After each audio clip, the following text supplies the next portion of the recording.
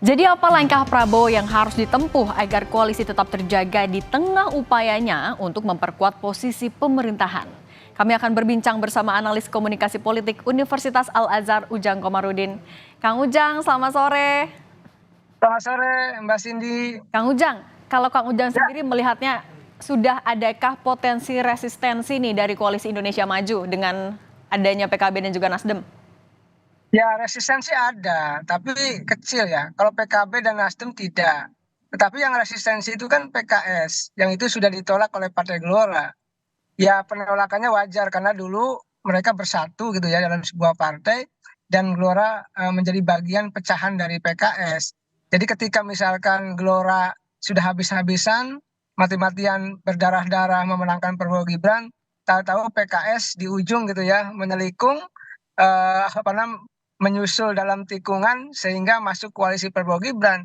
Nah, ketika PKS misalkan jadi masuk ke pemerintahan Prabowo Gibran, maka ya yang terancam adalah Partai Gelora karena PKS punya apa namanya kekuatan di parlemen, sedangkan Gelora tidak lolos ke parlemen. Itu menjadi sebuah kalkulasi politik, ada resistensi yang kecil dalam konteks masuknya PKS oleh Partai Gelora. Tetapi kalau bicara Nasdem, bicara PKB, ya kelihatannya ya diterima saja oleh Koalisi Indonesia Maju termasuk oleh Pak Prabowo. Sehingga hingga saat ini tidak ada dari kalangan Koalisi Indonesia Maju yang menolak kehadiran atau kedatangan masuknya PKB dengan Nasdem ke Koalisi Indonesia Maju. Oke, Kang Ujang, tapi kan Partai Gelora nggak ada di dalam parlemen. Apakah dia sebenarnya juga punya daya tawar nih, bisa mempengaruhi partai lain di koalisi untuk juga itu, resisten sama partai lain?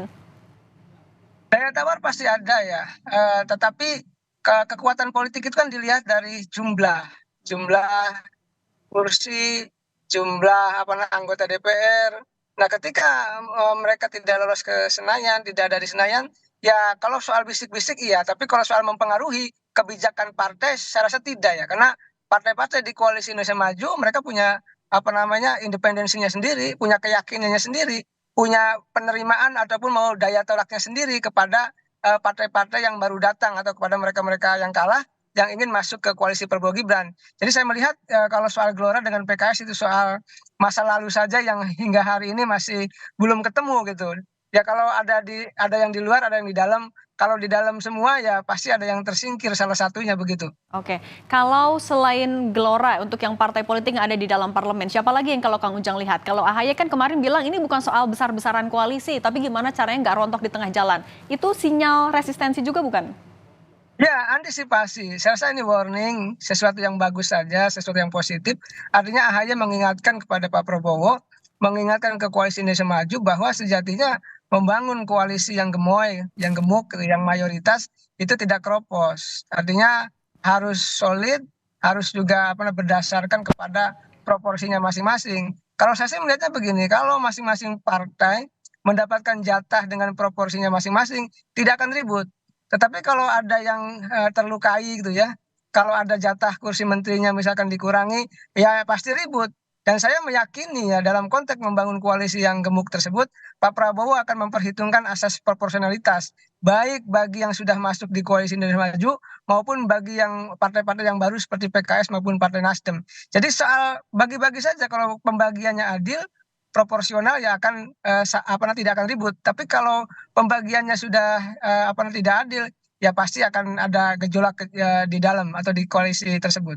Nah Kang, kalau kita lihat pernyataan dari Golkar, dari PAN, dua-duanya bilang nggak risau nih kalau ada partai masuk lagi, karena soal menteri kan hak prerogatif dari presiden. Apakah Kang Ujang ngelihat keademan pernyataan dari PAN dan Golkar ini bentuk legowo atau justru udah ada deal-dealan sebenarnya? Ya begini Mbak, kita sama-sama tahu ya ketika Pak Prabowo Gibran didukung oleh koalisi partai-partai di Indonesia, koalisi Indonesia Maju. Ada Golkar, katakanlah ada Demokrat, ada Gerindra, ya termasuk PAN. Itu sudah ada tanda tangan kesepakatan ya untuk katakanlah partai Golkar mendapat berapa, PAN mendapat berapa, lalu Demokrat mendapat berapa jatah kursinya, sudah pasti ada. Itu sudah di atas materai tanda tangan itu antara Pak Prabowo Gibran termasuk dengan partai-partai itu. Jadi kalau misalkan ada satu partai berbicara di publik misalkan punya jatah 5 kursi ya mungkin dulu kesepakatannya seperti itu. Jadi Pak Zulhas, Pak Erlangga mengatakan santai, rileks, ya karena memang di awal sudah dibicarakan ketika mendukung pendaftaran di KPU yang lalu. Jadi sejatinya saat ini ya soal komitmen saja, soal kesepakatan saja agar tidak dikurangi jatahnya. Saya sih meyakini tidak ya, karena kalau dikurangi pasti akan ada riak-riak. Selain apa namanya tadi hak prerogatif Pak Presiden, tetapi di saat yang sama juga tadi asas proporsionalitas, asas keadilan itu menjadi penting dalam konteks menyusun formulasi kabinet di bawah kepemimpinan Pak Prabowo Gibran. Oke, Kang Ujang tadi menegaskan berarti memang sudah mulai terlihat ya ada riak-riak resistensi meskipun masih kecil tapi ada. Ya, faktanya ada Partai Gelora kan, tapi partai-partai lain tidak ada. Oke. Ya saya melihat itu bagian daripada dinamika ya. Tentu begini, dalam konteks membangun konstruksi koalisi kan harus ada kenyamanan, harus ada kesepahaman. Kalau tidak ada kenyamanan ya sulit. Nah, masuknya PKS seandainya jadi gitu ya ke koalisi Prabowo Gibran itu membuat Gelora tidak nyaman. Oke. Tetapi masuknya Nasdem dan PKB itu partai-partai lain santai-santai aja, Golkar, tadi ya PAN juga santai karena memang koalisi Indonesia Maju yang ada sebelumnya gitu, sebelum PKB dan Nasdem masuk itu ya mereka sudah ada angka-angka jatah kursi dan portofolio kursi menterinya mana sudah ada itu, sudah mereka sudah paham begitu. Oke, kita fokus ke Nasdem sama PKB dulu ya Kang, yang udah memang fix nih akan bergabung di pemerintahan. Nah kalau Kang Ujang ngelihatnya analisisnya seperti apa? Kalau Nasdem dan juga PKB bergabung nih di koalisi, dampaknya apa ke politik negara dan juga ke internal koalisi Indonesia Maju sendiri? Ya, sebenarnya kan sudah sesuai dengan analisa saya jauh-jauh hari, bahkan sering saya sampaikan di Kompas TV ya, bahwa nanti itu Nasdem, PKB, termasuk P3 saya katakan akan masuk pemerintahan Prabowo Gibran. Nah, dan kenyataannya iya gitu ya. Nah, dalam konteks kalau masuk ke Prabowo Gibran, maka ya koalisi Prabowo Gibran itu akan mayoritas, akan 70% lebih kalau kita kalkulasikan. Nah, maka dalam konteks itu Prabowo Gibran dalam menjalankan roda organisasinya atau roda pemerintahannya, termasuk menjalankan kebijakan-kebijakannya, termasuk juga merealisasikan janji-janji kampanyenya akan mulus, akan lancar jaya. Tetapi persoalannya adalah yang harus kita waspadai adalah ketika misalkan Prabowo Gibran membuat kebijakan-kebijakan yang tidak pro rakyat. Nah, kalau tidak kalau membuat kebijakan yang salah jalan, salah arah, salah jalur, tidak pro rakyat, lalu dieksekusi disetujui ya oleh partai-partai koalisi Indonesia Maju, maka ini kan menjadi persoalan. Ya ini sebenarnya yang sama mirip mirip dengan pemerintahan Pak Jokowi. Misalkan ketika revisi Undang-Undang KPK, ketika pengesahan Undang-Undang Omnibus Law, ketika revisi Undang-Undang Minerba, itu kan tidak ada keperpihakannya kepada rakyat ataupun buruh, tetapi dieksekusi karena memang kekuatan pemerintahan Jokowi Maruf Amin mayoritas di parlemennya. Nah, formula seperti itu juga kelihatannya akan terjadi di pemerintahan Prabowo Gibran. Tetapi apakah Prabowo Gibran nanti tadi ya membuat kebijakan-kebijakan yang pro rakyat atau tidak? Ya hanya sejarah yang akan melihat, sejarah yang akan menilai dan kita saksikan bersama. Dan mudah-mudahan saja gitu walaupun formulasinya sama, kekuatan parlemennya sama-sama kuat, tetapi mudah-mudahan Prabowo Gibran bisa menjalankan amanah publik, amanah rakyat dengan baik dengan membuat kebijakan yang tidak melukai rakyat seperti itu. Nah, dalam konteks di internal apa namanya Prabowo sendiri, ya saya sih meyakini ya sampai hari ini sampai detik ini mereka sih sudah sama-sama paham, sama-sama tahu. Tadi sudah saya katakan siapa mendapat apa, kapan dan bagaimana. Artinya partai A mendapatkan jatah menteri mana, portofolio menteri mana, itu juga sudah kemungkinan jauh dari awal sudah disepakati. Hanya tinggal memang memberikan jatah kursi menteri kepada PKB dan Nasdem berapa. Sebenarnya itu sih. Oke, PKB sama Nasdem kan yang paling baru nih gabung di koalisi, akan dapat jatah menteri. Pasti Mbak, yang namanya berkoalisi pasti dapat jatah menteri. Kenapa? Karena mereka sama-sama partai yang lolos parlemen. Apalagi mereka partai katakanlah kelas menengah ke atas. Berapa Partai kira-kira Kang kursinya? kalau saya Posnya sih, mana juga? kalau saya sih lihat ya yang proporsional itu ya dua. Nasdem dua, PKB dua itu proporsional. Tapi kalau lebih dari itu resistensinya akan ada. Tapi lebih kalau kecil dari angka tadi, maka kemungkinan besar juga mereka juga malas.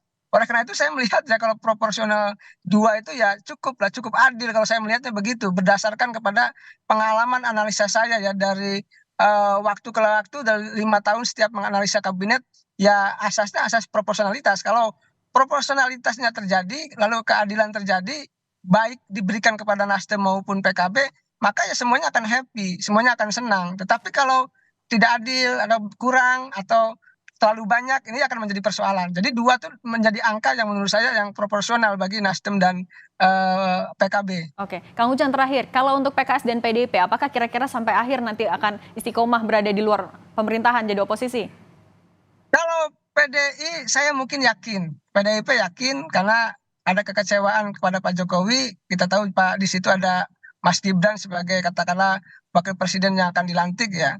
Lalu kalau PKS ini masih 50-50, ada kemungkinan berkoalisi dengan Prabowo Gibran, ada juga menjadi oposisi. Tapi saya perlu mengingatkan begitu bahwa demokrasi yang sehat adalah demokrasi yang ada kekuatan oposisi, ada kekuatan di luar pemerintah yang bisa mengawal, mengontrol, mengawasi jalannya pemerintahan agar tidak salah jalan. Ini menjadi penting. Ya kalau demokrasi tanpa oposisi ya mohon maaf demokrasinya tidak akan sehat, tidak akan kuat dan tidak akan bermartabat. Karena nanti mohon maaf demokrasinya akan mudah dibelokkan begitu. Oleh karena itu kita butuh penyeimbang yaitu katakanlah PDIP dan PKS. Cuma PKS kelihatannya masih juga ya sedikit lagi digoda-goda ya, dirayu-rayu untuk masuk pemerintahan Prabowo Gibran. Apakah nanti masuk atau tidak tentu Majelis Syuro yang akan mengambil keputusan 99 tokoh internal dari PKS tersebut Kang Ujang, begitu. tapi kalau PDIP sendiri yang jadi oposisi, kuat nggak kira-kira? Kalau saya sih menarik ya. Kalau PDIP oposisi sendiri menarik. Kenapa? Akan semakin keras, akan semakin kencang gitu ya dalam mengkritik pemerintahan Prabowo Gibran. Nanti kalau tidak didukung oleh partai lain, ya kelihatannya nanti akan bersama-sama dengan civil society, dengan kekuatan apa namanya kaum intelektual, cendekiawan, kalangan kampus gitu, aktivis pasti akan ke sana apa namanya berkolaborasinya untuk bisa mengkritisi jalannya pemerintahan. Kalau kekuatan parlemennya pasti kalah. Tapi dalam konteks kekuatan membangun kekuatan narasi publiknya mungkin bisa juga menang kalau seandainya Prabowo Gibrannya membuat kebijakan yang tidak pro rakyat seperti itu. Tapi kalau membuat kebijakannya sesuai dengan keinginan publik, keinginan rakyat, ya kelompok pemerintah ya akan lebih unggul begitu. Oke, kita lihat ya nanti gimana Prabowo Gibran utak-utik nih, gimana komposisi kabinet menterinya. Karena kita tahu kan, itu hak prerogatif dari Presiden. Terima kasih Kang Ujang Komarudin, sehat selalu, terima kasih waktunya untuk Rumah Pemilu.